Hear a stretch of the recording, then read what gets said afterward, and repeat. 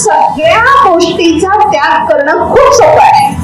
आपल्याकडची सगळी संपत्ती देऊन आपण फकीर होणं हे सुद्धा सोपं आहे.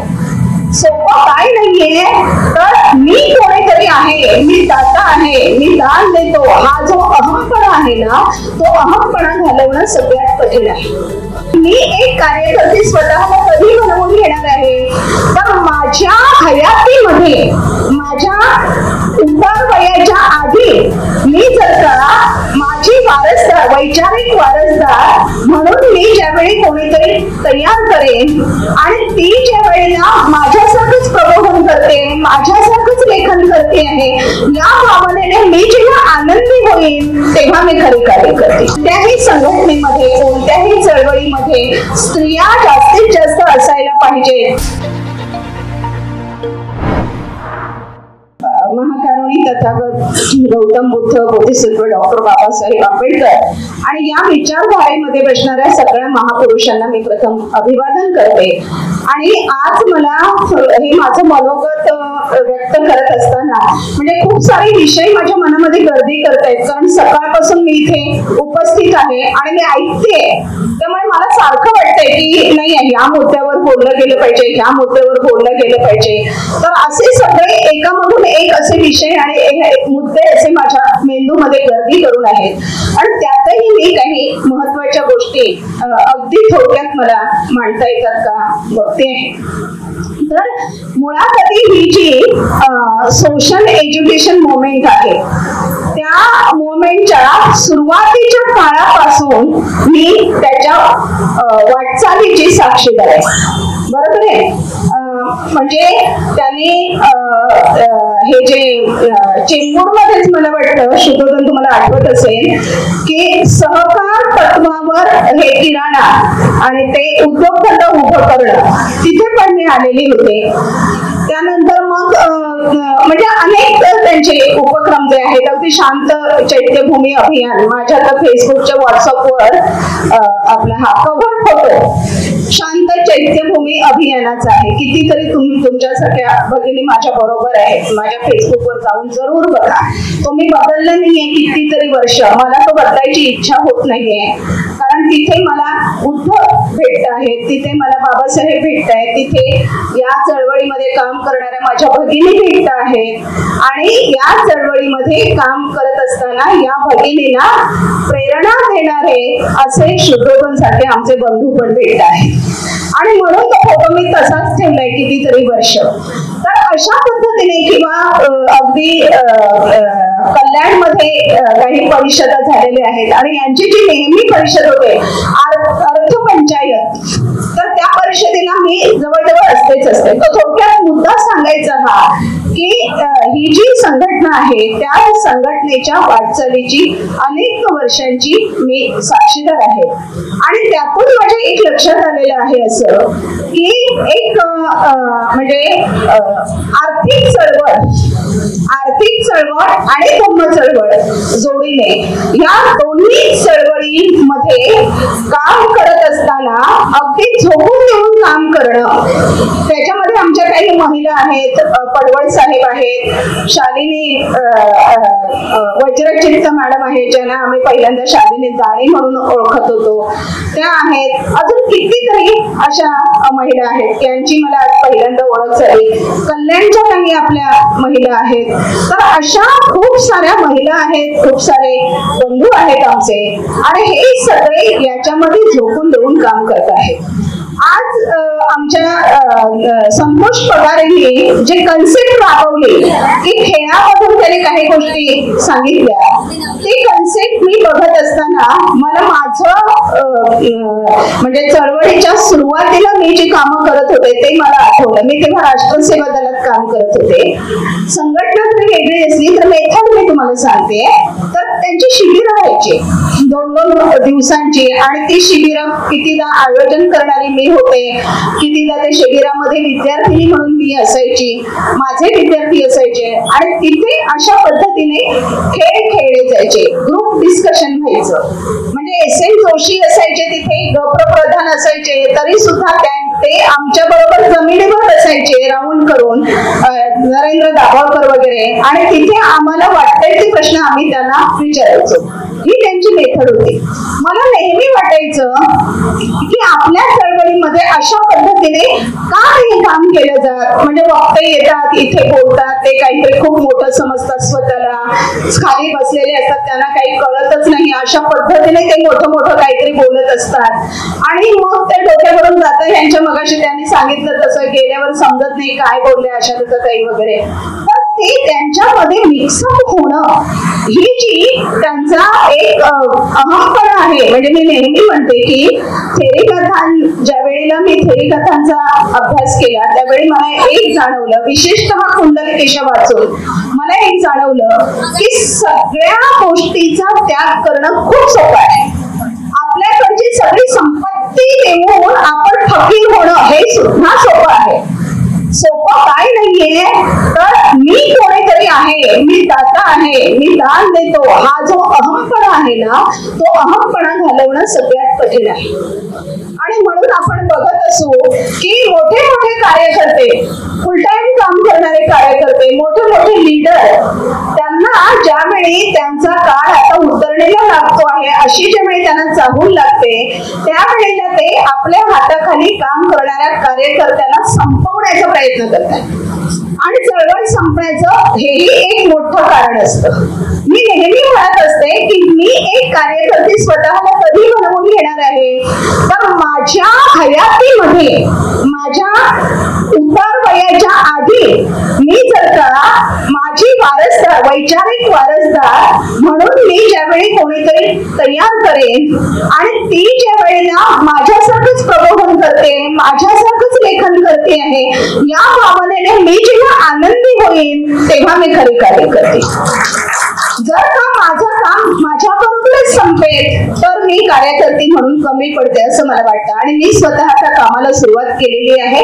मी नवीन मुलींना अशी वेचून काढते, मी शोधते त्यांना कुणामध्ये काय कपॅसिटी आहे काय नाही ते बघते, आणि अशांना एक एक विषय देऊन तो तयार करा. त्यांच्यामध्ये ऑलरेडी असतं, त्यांना काही डेव्हलप करणारी मी नाहीये, फक्त त्यांना ते लोकांच्या समोर आणण्यासाठी मदत करणं हे महत्वाचं आहे.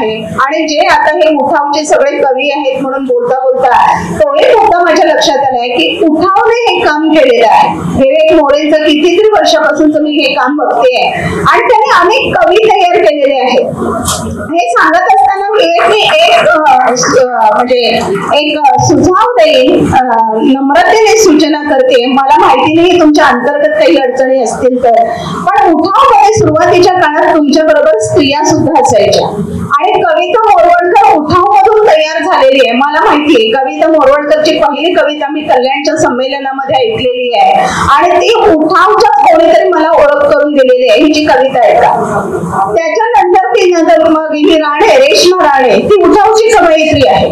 अशा कितीतरी मुली सुद्धा तयार झालेल्या आहेत तुमच्या उठाव मधून. आता जर का तुम्ही परत त्याचं हे पुनरुज्जीवन केले उठावचं, तर आता मला एकही स्त्री दिसत नाहीये. तर मला वाटतं अशा कवयित्री सुद्धा तुमच्या बरोबर येऊ दे. भले तुम्ही दूर दूर जाल तेव्हा त्या तुमच्या सोबत येणं तुम्हाला याचं अडचणीचं वाटत असेल. मी समजू शकते काही गोष्टी व्यावहारिक अडचणी असतात, पण जेव्हा आता स्थानिक असेल, जसं आता इथे मुंबईत आहे कार्यक्रम, तर मग उठावची एखादी कवयित्री असू दे, ती येऊ दे तुमच्या बरोबर. पण तुमचा मंच जो आहे उठावचा, तो एकही स्त्री नाही त्याच्यामध्ये असं बघायला आम्हाला बरं नाही वाटणार आहे. कारण आपण धम्माचं काम करणारे आहोत, बुद्धांना मानणारे आहोत, बाबासाहेबांना मानणारे आहोत, आणि बाबासाहेबांनी नेहमी स्वतःच्या कोणत्याही संघटनेमध्ये, कोणत्याही चळवळीमध्ये स्त्रिया जास्तीत जास्त असायला पाहिजे हे आग्रहपूर्वक त्यांनी बघितलेलं आहे आणि ते त्यांनी ते व्यवहारात सुद्धा आणलेलं आहे. तर हे एक मी सुचवेन पुढच्या वेळी उठावचं कवी संमेलन बघत असताना मला, म्हणजे उठावच्या म्हणून आता तुम्ही विक्रोळीला घेतलं होतं कवी संमेलन तिथे बघितलं, तुमच्या त्या मंचवर स्त्रिया मुली सुद्धा होत्या, पण त्यांना आम्ही बाबा उठावने आम्हाला तयार केलेलं अशा मुली मला दिसू दे. त्या ऑलरेडी तयार झालेल्या मुली होत्या, मला दिसू दे उठावच्या मंचावर तयार झालेल्या बाबा ह्या 5-10 मुली आहेत ह्या 2 वर्षामध्ये. तर अशा पद्धतीने आपल्याला कामं करावी लागणार आहेत. एक महत्वाचा मुद्दा सांगते आणि मी थांबते आहे. चळवळीमध्ये काम करत असताना जसं आता मी बोलले की आपली ही सोशल एज्युकेशन मुवमेंट ही संस्था ही धम्माचं काम आणि आर्थिक चळवळीचं काम, धम्म चळवळ आणि आर्थिक चळवळ याचं काम हे करते. विवेकचा उठाव मंच आहे तो सांस्कृतिक काम करतो. मी मगाशी बोलताना म्हटलं होतं की तो पण एक गट बनवा, कारण सगळ्याचं मला असं वाटतं की सगळ्याची जी रुजवण असते, मूल्यांची जी रुजवण असते समाजामध्ये करायची आणि जी आपल्याला अजून 50 वर्षांनी बघायची असतात ती मूल्य, ते जे बीज पेरलेलं आहे ते बीज तरारून वर आलेलं आपल्याला जर बघायचं असेल तर ते बीज रुजवण्याचं काम पहिल्यांदा सांस्कृतिक माध्यमातून करावं लागतं आणि म्हणून सांस्कृतिक चळवळ अतिशय महत्वाची आहे. आता हा मुद्दा मी जो सांगतोय तो जरा लक्षपूर्वक आहे का, म्हणजे सांस्कृतिक चळवळ महत्वाची असं मी म्हटलं म्हणजे त्याचा अर्थ असा नाही की सगळ्या आंबेडकरी चळवळीतली महत्वाची चळवळ फक्त सांस्कृतिक चळवळ आहे. म्हणजे कवी लोक नाही तर म्हणायला लागतील की मी आंबेडकर कोळून प्यायलोय आणि माझ्याशिवाय चळवळीचं काम कोणच करत नाही, असं कोणी म्हणायला नको. आता हे आमचे कवी म्हणत नाही, पण काही जण आहेत तसे कविता म्हणून झाले का पळून जातात, त्यांना बाकीचं काही ऐकायची गरज भासत नाही. गाणे म्हणणारे शाहीर आहेत, त्यांना असं वाटतं की अरे मी शाहिरी करतो म्हणजे मी काय मोठं काम करतो, आंबेडकरी चळवळीचा प्रचार प्रसार करण्याचं काम मीच करतो, अजून कोणी करतच नाही. एकतर पैसे घेऊन ते करतात सगळं, पण तरी सुद्धा त्यांचा असा भ्रम असतो आणि हा भ्रम आपणच पोचलेला असतो, हेही मी तुम्हाला सांगते. आता विस्तृतपणे त्याच्यावर फारशी बोलत नाही, वेळ नाहीये म्हणून, पण मुद्द्याकडे येते आहे की सांस्कृतिक चळवळ हीच आंबेडकरी चळवळ आहे असं सांस्कृतिक काम करणाऱ्या लोकांना म्हणायची काही गरज नाही. आता सांस्कृतिकशी जोडून येतात साहित्यिक भाग. साहित्यिक आणि सांस्कृतिक हा एकत्रित भाग आहे, एकमेकांना पूरक आहे. तर साहित्यिक क्षेत्रामध्ये मी काम करते, पण मी साहित्यिक क्षेत्रामध्ये काम करते, मी वेगवेगळी पुस्तकं लिहिते, चळवळीला आवश्यक अशी पुस्तकं लिहिते. म्हणजे हे लिहिताना सुद्धा मी मुद्दाम इथे सांगते की परवा एक PhD करणारे बाई, त्यांनी आंबेडकरी स्त्रियांच्या कथांवर PhD केली होती आणि काहीतरी 5-1 वर्षापूर्वी माझी मुलाखत घ्यायला त्या आल्या होत्या ठाकूरलीला, आणि आता त्यांचं ते काम जवळजवळ पूर्णत्वास येते आहे. म्हणून परवा त्यांनी मला फोन केला की ताई म्हणाले मी मुलाखत घेतली होती ना, तर माझा PhDचा प्रबंध येतोय. आता गप्पा झाल्या, मलाही आनंद झाला. म्हटलं किती जणींना तुम्ही घेतलं होतं, तर म्हणाले 10-12 जणींना घेतलं होतं. पुढचं वाक्य नीट आहे का, मी कशासाठी सांगते हे माझ्या मोठेपणासाठी नाही सांगत आहे, साहित्यिकांची जबाबदारी काही याच्यासाठी सांगते. पुढचं वाक्य त्या बाई असं बोलल्या की ताई म्हणे तुमची मुलाखत मी थोडी उशिरा घेतली, तुमच्या मुलाखतीसाठी उशिरा आले, तोपर्यंत माझा प्रबंध अध्याय झालेला होता, पण तुमची मुलाखत घेतली तेव्हा मला असं लक्षात आलं की मी फक्त तुमच्यावरच करायला पाहिजे होती PhD. आणि पुढचं वाक्य ती असं बोलली की मला म्हणे का असं वाटलं, कारण मी इतरांच्या जेव्हा मुलाखती घेतल्या तेव्हा माझ्या असं लक्षात आलं की सगळ्या जणी इकडे तिकडे भरकटलेल्या आहेत थोड्याशा, आणि तुम्ही मला अशा जाणवल्या की आंबेडकरी चळवळीचं बोट पकडूनच तुम्ही लिखाण करत आहात, त्याच्या व्यतिरिक्त तुम्ही थोड्या सुद्धा इकडे तिकडे जात नाही आहात. आता ह्याची किंमतही मला मोजावी लागते, कारण माझ्या पुस्तकांना या मोठ्या मोठ्या संस्थांची पुरस्कार मिळत नाही. मी पुरस्कारांना त्या अलीकडे पाठवायचं पण बंद केलं. पहिल्यांदा जेव्हा 2000 साली बहिणाबाईंची कविता एक आकलन पुस्तक आलं होतं तेव्हा इच्छा होती मला की मला पुरस्कार मिळायला पाहिजे शासनाचा, अमकीकडून तमकीकडून, असं मला वाटत होतं. आता पण मला वाटतं की बाबा महाराष्ट्र फाउंडेशनचा पुरस्कार मला का मिळत नाही, मी पण संशोधनात्मक काम करते. साहित्य अकादमीचा पुरस्कार मला का मिळत नाही, जर का एखाद्या लेखकाला साहित्य अकादमीचा पुरस्कार मिळतो की ज्याने राजा ढाणे आणि नामदेव ढसा यांच्यावर टीका करणारा लेख छानपैकी लिहिलाय त्याला तर मिळतो, पण मी तो कोणावर टीका करत नाही, मी परिवर्तनाचं मला का मिळत नाही असं वाटतं. कधीतरी ते जास्त प्रकर्षाने वाटत होतं, पण जेव्हा जेव्हा मला ह्याच्यातलं हे समजलं की ही जी साहित्यिक आणि सांस्कृतिक कामं आहेत ती कामं सुद्धा विशिष्ट विचारांची पेरणी करण्यासाठीच व्हायला हवी, आणि जर तशा पद्धतीने ती होत नसली तर अशा कामांना अनुल्लेखाने जागच्या जागी ठेवायचं असा विचार करणारी माणसं तिथे बसलेली असतात. त्यामुळे त्यांचा विचार करायची आपल्याला काही गरज नाही. आमच्यासारख्या म्हणजे माझ्यासारख्या साहित्यिकाचे पुरस्कार म्हणजे काय तर बाबा लोकांची वाहवा मिळणं. आमचा विवेक त्याचं संचलन एकदम ऐकत राहावं असं वाटतं. ते अरुण म्हात्रेंचं संचलन एका बाजूला आहे आणि एका बाजूला आमच्या विवेकचं आहे. मी मगाशी त्या गावंडेंची गझल ऐकत होते.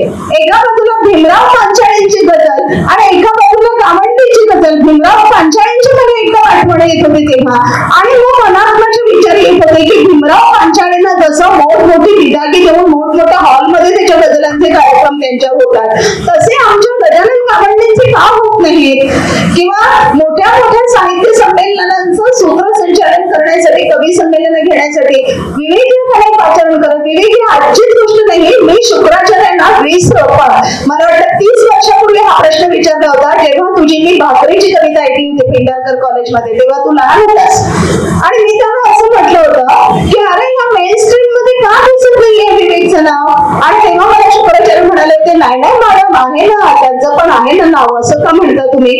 त्यावेळेला इतकी जवळीक पण नव्हती माझी, म्हणजे जवळचं हे रिलेशन इतकं निर्माण झालं नव्हतं. आता तर विवेक कशा पद्धतीने कविता लिहितो आपण बघतो. विवेकची पण जागा इकडे तिकडे जरा सुद्धा हलत नाही. तर पण त्याला प्रेम मिळतं जे आम्हा लोकांना, आमच्यासारख्या साहित्यिकांना समाजाकडून, तो आमचा मोठा पुरस्कार असतो. तर साहित्यिक चळवळ आहे आणि सांस्कृतिक चळवळ आहे, त्याने हे भान ठेवायला पाहिजे, कारण ही विचारांची उजवळ करण्याचं पहिली स्टेप ही ह्या चळवळीची आहे. आता ह्या ना अशा स्टेप्स आहेत, मला वाटतं ह्या अशा पायऱ्या आहेत, आणि एका पायरीतून दुसऱ्या पायरीकडे आपल्याला जावं लागतं, दुसऱ्या पायरीकडून तिसऱ्या पायरीकडे जावं लागतं, आणि अशा पद्धतीने ही आंबेडकर चळवळीची कामं होत असतात. मग या पायऱ्या कशा आहेत, जसं मी म्हटलं की सांस्कृतिक बीज रुजवावी लागतात, ती तरावून वरती यायला लागतात, आणि ती सगळी लोकांपर्यंत पोहोचवण्याचं काम करण्याचं कर्तव्य कोणाचं आहे तर सामाजिक चळवळीचं आहे. सामाजिक चळवळी मोठमोठ्या कार्यक्रमांची आखणी करतात, तिथे आमच्यासारख्या साहित्यिकांना बोलवतात, तिथे कवीला बोलवतात, म्हणजे त्यांनी जे लिहिलेलं आहे सांगितलेलं आहे ते पोहोचवण्याचं काम सामाजिक चळवळी करतात. मग धार्मिक चळवळी गरजेच्या आहेत, तो सुद्धा सुरुवातीचा पाया आहे असं मी म्हणेन. सांस्कृतिक चळवळ आणि साहित्यिक चळवळीमध्येच धार्मिक चळवळ येते असं मला वाटतं. म्हणजे हे तीनही एकमेकांची पूरक आहेत, कारण ती धर्माची बीज रोवल्याशिवाय आपल्याला ती जी मोरॅलिटी आहे, ती जी नीतिमूल्य आहेत, त्या नीतिमूल्यांची रुजवण करता येत नाही, आणि नीतिमूल्यांची जर रुजवण नसली तर सांस्कृतिक काम करणारे आणि साहित्यिक काम करणारे कुणाच्याही दावणीला मानले जातात. ही महत्वाची गोष्ट आहे. म्हणून धम्म चळवळ अत्यंत महत्वाची आहे, सांस्कृतिक चळवळीचा तो एक भाग आहे, आणि त्याची रुजवण घराघरात व्हायला पाहिजे.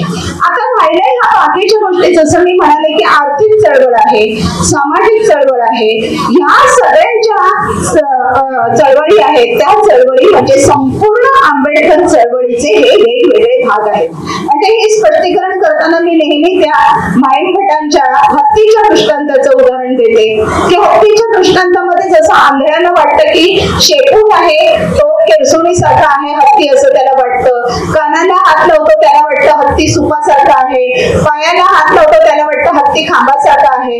पण हे हत्तीचे वेगवेगळे अवयव झाले. हे अवयव ज्यावेळी एकत्रित येतात, त्या चांगल्या पद्धतीने एकत्रित येतात, त्यावेळी तो संपूर्ण हत्ती असतो. तसं हे आंबेडकरी चळवळीचं आहे. ही वेगवेगळी अंग आहेत, आणि वेगवेगळी अंग ज्यावेळी एकत्रित येतात, मगाशी त्याने छान ते पेपरचं उदाहरण दिलं की आमचं समान विचार आहे, समान सूत्र आहे. कोणतं समान सूत्र तर बुद्धिझम आणि आंबेडकरवाद, म्हणजे बुद्धीचा केंद्रीभूत असलेला आंबेडकरवाद असं मी म्हणेन. तर हे आपलं समान सूत्र आहे, आणि या सूत्राला धरून ज्यावेळी आपण एकत्र येतो त्यावेळेला एकत्रितपणे आपण जेव्हा काम करतो, कोणाचाही दुस्वास न करता, अहमपणा न ठेवता, तो मोठा का मी मोठा असं न म्हणता, त्यावेळेला आपण समग्र आंबेडकरी चळवळ ह्या चळवळीला काहीतरी न्याय देऊ शकतो. आणि आपलं शेवटचं उद्दिष्ट तेच आहे ना, समग्र आंबेडकरी चळवळ जी आहे त्या समग्र आंबेडकरी चळवळीचं एक प्रचार प्रसार करणं, ती मोठ्या पातळीवर तिची रुजवणूक होणं, आणि इतकं सगळं होईल तेव्हाच आम्हाला वेगवेगळ्या गोष्टींमध्ये न्याय मिळेल, नाहीतर तो मिळू शकत नाही. आज आम्हाला बजेटमध्ये काही मिळत नाहीये. बजेटमध्ये आता हे परशुरामच्या नावाने ब्राह्मण उद्योजकांना उद्योग धंद्यासाठी काहीतरी तरतूद केलेली आहे. आणि इकडे आपले पार्टीचे विद्यार्थी तिथे उपोषण करतायत, त्यांना शिक्षणासाठी पैसा दिला जात नाही. तुम्हाला महात्मा फुले महामंडळासाठी ज्या वेळेला काही कर्जासाठी ऍप्लिकेशन करावं लागतं त्यावेळी ते किती कठीण असतं ते मिळवणं तुम्हाला माहिती आहे.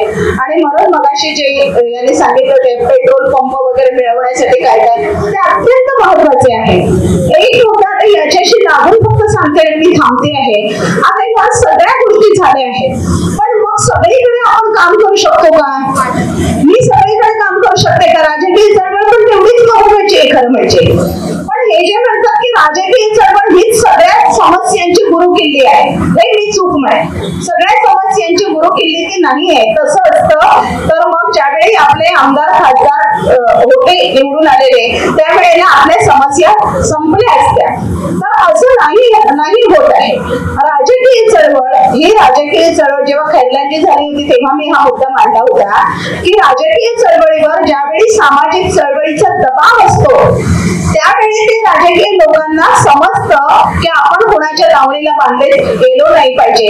मग अशा पद्धतीच्या ज्यावेळी घटना घडतात त्यावेळेला यांना हिंमत का होत नाही की तिथल्या मंत्रिपदाला लाथ मारायची?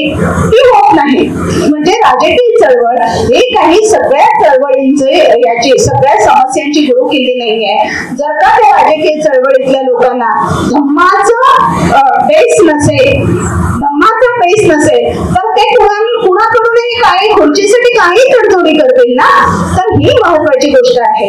मग आता आपल्याला हे लक्षात घ्यायला पाहिजे की वेगवेगळी जी क्षेत्र आहेत ते आपण वाटून घ्यायला पाहिजे. मग अशी वैद्यकीय ह्याच्यावर डॉक्टर साहेब किती चांगल्या पद्धतीने ते बोलले. ते माहिर आहेत त्याच्यामध्ये, आरोग्य विषयक ज्ञान आहे त्यांच्यामध्ये.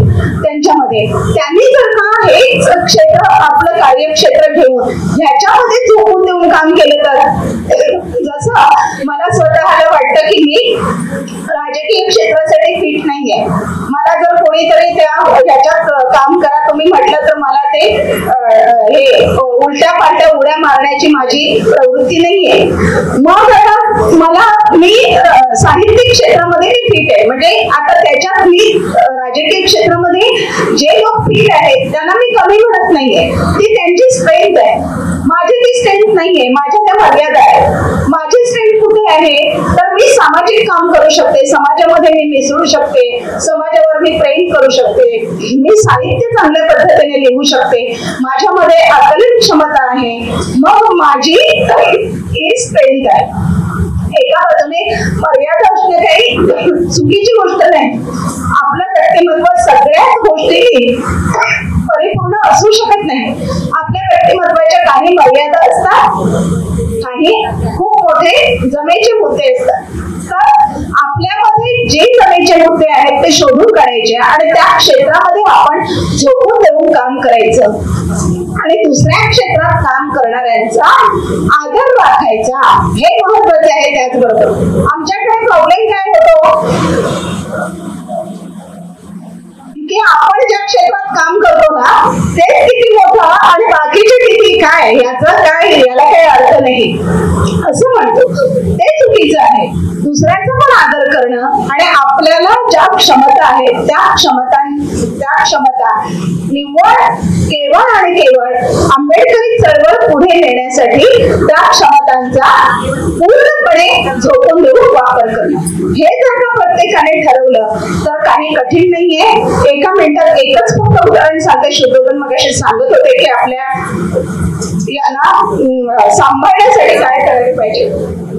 माझा एक विद्यार्थी शुद्धोधन चुकीच्या पद्धतीने म्हणजे पटकन राग येणं हा त्याचा मेन पॉइंट होता आणि कितीदा तरी तो त्याच्यामुळे अडचणीत येत होता. म्हणजे एकदा रागाने त्याने एका पोरीला असं थोपडीत मारलं होतं की ती बेशुद्ध पडली होती.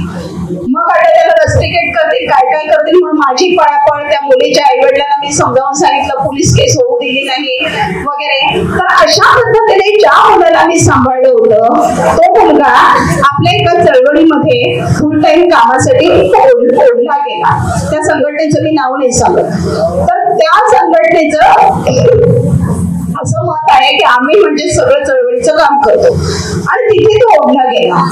किती तरी तो काम करायचा, दिवस रात्र तो लोकांकडून चंदा गोळा करायला फिरायचा. त्यांचं म्हणणं, त्या संघटनेचं असं म्हणणं होतं की आम्ही बाबा एक दिवस असा येणार की आम्ही इथून ब्राह्मणांना हाकलून लावणार आणि आम्ही सगळं हे करणार. त्याने तो भारावला होता एकदम. आणि करोनाच्या काळामध्ये असं झालं की त्याची आई आणि त्याची बहीण भयंकर आजारी पडली, कॅन्सरने आजारी पडली.